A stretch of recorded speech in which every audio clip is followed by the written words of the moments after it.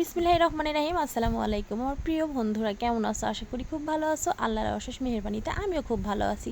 তো আজকে চলে আসলাম একটু ক্লোজারে। দেখো, ক্লোজারের শেষ মাথায় আসছি একটু ঘুরতে। হঠাৎ ইচ্ছা করলো আজকে একটু বের হই, কেন জানি মনটা চাইলো বাইরে যাই এরকম ইচ্ছা। তো যাই হোক, একদম সন্ধ্যা মানে এখন মাগরিবের আজান দিচ্ছে, তখনই ভিডিওটা করছি।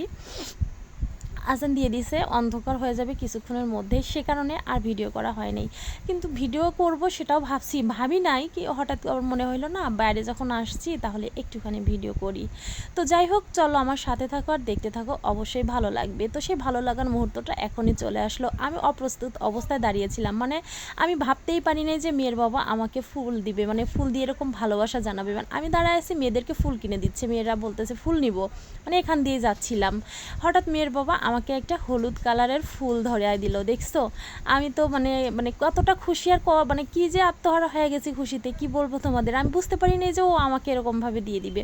স্বাভাবিক, এটা তো সব দেয়ই, মানে আজকে এইভাবে যে দিবে সেটা আমি ভাবি নাই, কোনো ওকেশন ছাড়া। তো যাই হোক, ভীষণ খুশি আমি, ভীষণ ভালো লাগছে আজকে ফুলটা পেয়ে আমার। কেননা কোনো ওকেশন যখন আসে তখন তো জানি যে দিবেই, কিন্তু আজকে যে হঠাৎ করে এই ভালোবাসা, মানে এত বেশি ভালোবাসা দিবে সে, সেটা তো বুঝতে পারি নাই। তো যাই হোক, চলে আসলাম স্বপ্নতে। দেখো, স্বপ্নতে আসতে একটু বাজার করব বলে তো ভিডিওটা শুরু করলাম এখান থেকে। আজকে আবার তারা কি বায়না করতেছে দেখো, না ভিডিও করা যাবে না, এইটুকু পর্যন্ত গেছি, পরে বলতেছে ম্যাম আর ভিডিও করা যাবে না, এখানে স্থগিত দিয়ে দিছি। চলে আসলাম বাসায়, এইমাত্র আসলাম। তো বাসায় আসার পরে মনটা ভীষণ খারাপ হয়ে গেল একটা জিনিস দেখে। আমি জানি না এই দুর্ঘটনাটা যে ঘটে আছে, বিশ্বাস করো আমি একটুও জানি না। তো আমি দেখলাম, দেখার পরে তো আমার মনটা ভীষণই খারাপ। মানে এখন কি করব কিছুই বুঝতে পারতেছি না। ইচ্ছা, চলো তোমাদের দেখাই কেন রাগ হইতেছে। আজকে গোসল দিয়ে জামা কাপড়গুলো ধুবো না ভাবছি। মেয়েকে বলছি যে রেখে দিবা ওখানে জমা করে, আমারগুলো রেখে গেছি, তুমি জমা করে রেখে আসো।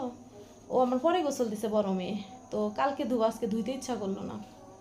বড় মেয়ে কী করছে, সাবানের গুঁড়া দিয়ে মাই খাওয়ার মধ্যে ভিজায় রাখছে। কারণ এই এতগুলা কাপড় যদি না ধুই কি অবস্থা হইব কও।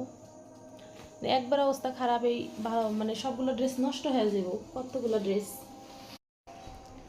তো দেখলাই তো মনটা কিসের জন্য খারাপ, মানে এত রাগ হইতেছে কিসের জন্য। মেয়ের উপর তো ভীষণ পরিমাণে রাগ হইতেছে, অনেক রাগারাগি করলাম এই মাত্র।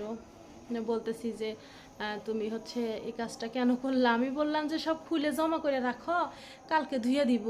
আর তুমি হচ্ছে আজকে মানে সবগুলো সাবানের গুঁড়া দিয়ে ভিজা রাখছো। তো যাই হোক, গেছি, যেটা বলতেছিলাম, স্বপ্নতে গেছিলাম, ভিডিও করব, বাজার করব, সেগুলো দেখাবো, সেটা কিন্তু আর দেখাতে পারি না। ভীষণ রাগ হয়েছে ওনাদের উপর। এত টাকা দিয়ে কেনাকাটা করবো, সেটা দেখাতে পারবো না। তো কিনছিলাম হচ্ছে তোমার মোমো কিনলাম এক প্যাকেট কিনছিলাম, চিকেন মিট বল, তারপরে তোমার কলিজাগুলো ফ্রোজেন করা থাকে, ওইগুলো কিনছি হচ্ছে হাফ কেজির মতো।